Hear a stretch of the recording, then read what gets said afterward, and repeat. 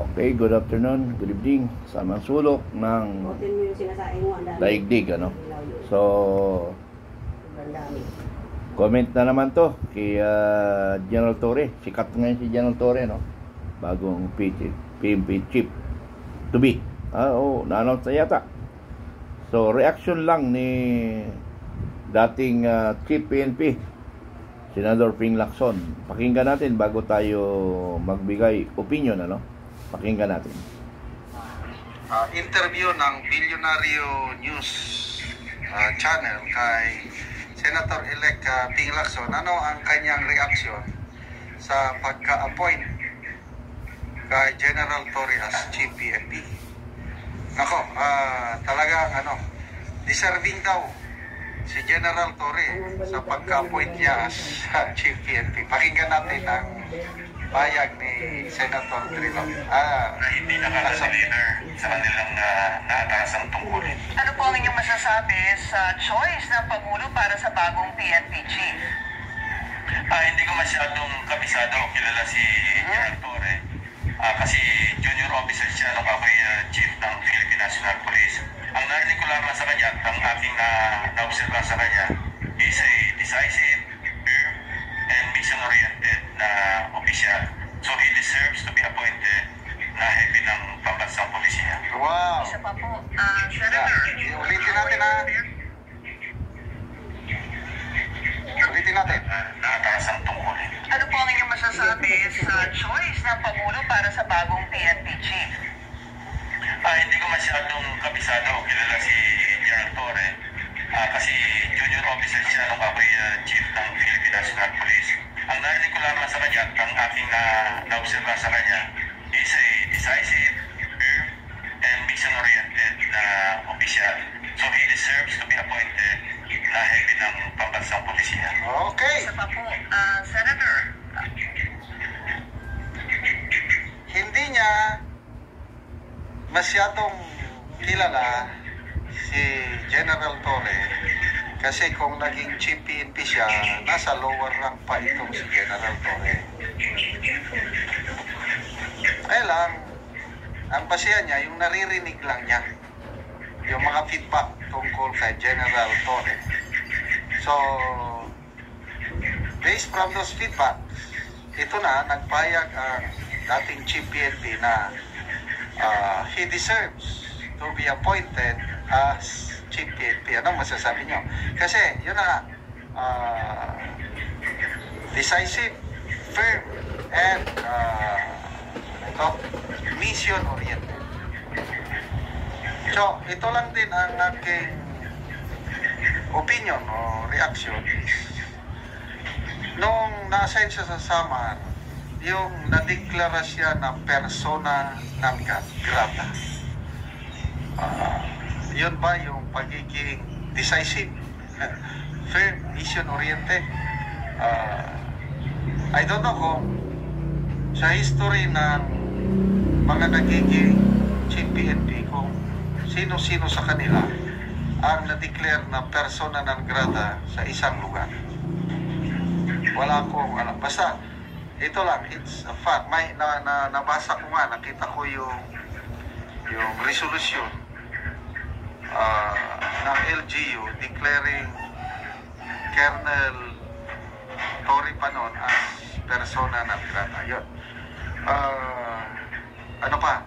Siguro basing from yung performance ni General Torre sa KOJC seats at saka itong pag-aresto kay PRRD, yes, we can say, don't get me wrong, yung kanyang actuation lang, talagang decisive siya. Wala siyang kinakatakutan. May yagba, may balls. Meron siyang guts to implement what has been ordered to him. Kaya, in a way, tama naman itong sinasabi ni Senator-elect Ping Lacson na basing, lalo na itong pinaka-latest pag-aresto kay General Torre, yung PRRD, kakalat ka rin, kuya. I am in charge here. O yun. Hindi niya pinapasok si BP Sara. Ano pa? may mga nilabag na batas na as yung Senate hearing, yung pagko-question ni Senator Alan Cayetano, may mga nalabag na batas yun. Decisive siya. Firm. Mission-oriented. Ano yung mission-oriented? Ang utos sa kanya is arestuhin si PRRD at talhin siya sa ipasakay sa aeroplano. So, mission accomplished nga talaga. So, nang dahil doon, yun, he deserves to be chief PNP.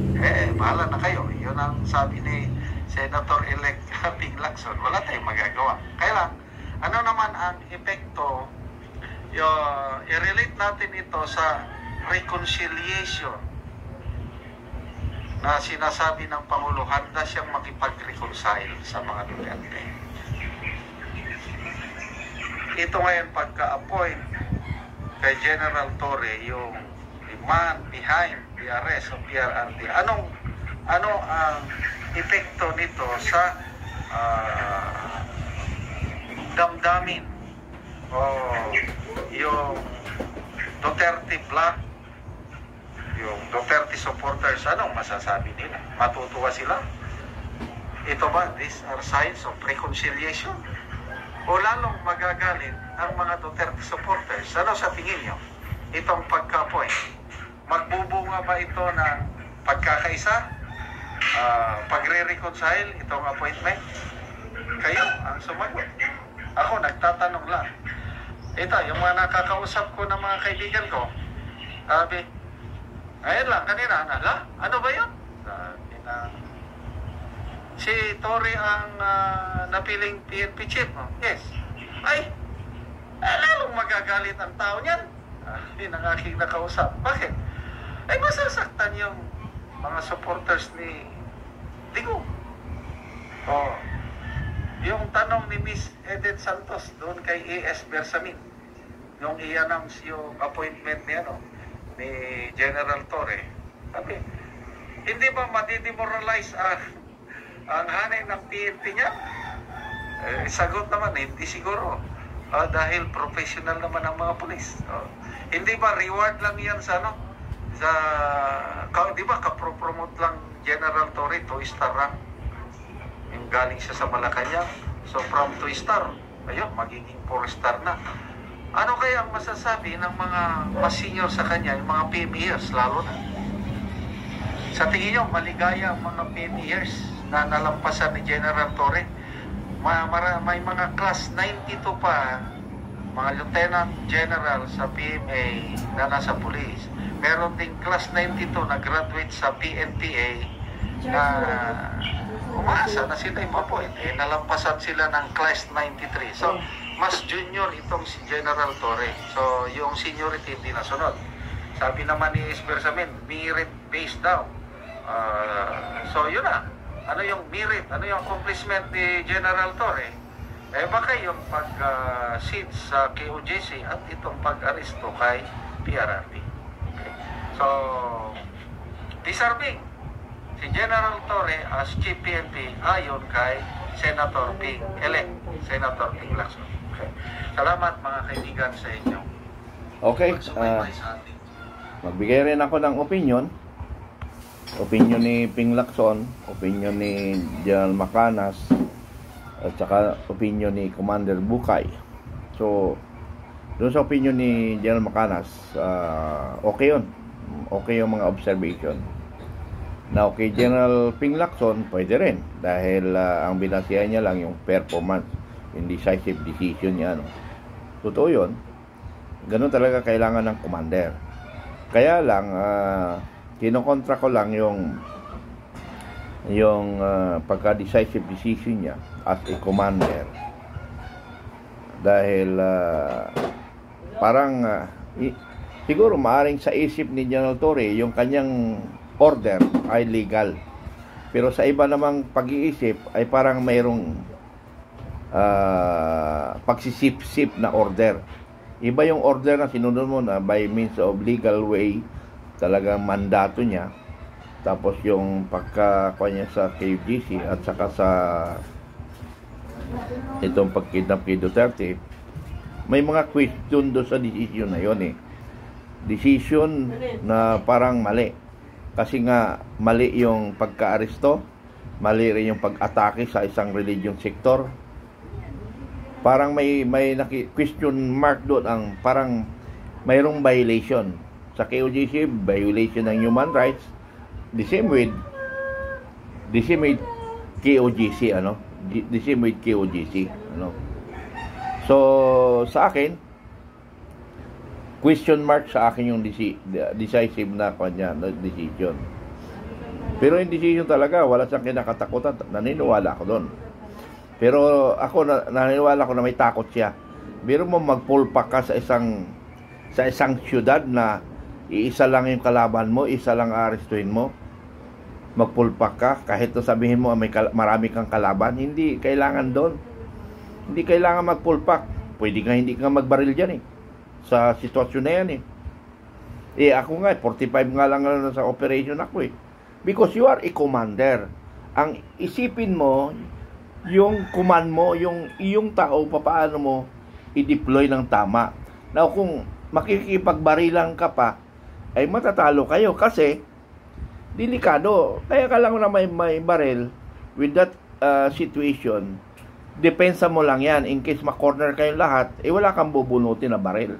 Yun lang yun. Pero yung makikipagsabayan ka sa tauhan mo makipagbarilan na ganong sitwasyon, hindi. Malaking tropang hawak mo eh. Sorry. Malaking tropang hawak mo, hindi mo na kailangan doon. Mag-order ka lang. So, kung sinabing decisive decision or tapang, ay wala sa karakter na nakikita ko kay General Torre. Yung may man, pwede yun. Putusan ka, sunod ka, pwede yun. Decisive talaga yun. Pero dapat, bago ka susunod ng order, it's in accordance na walang question na order. Yun yung akin.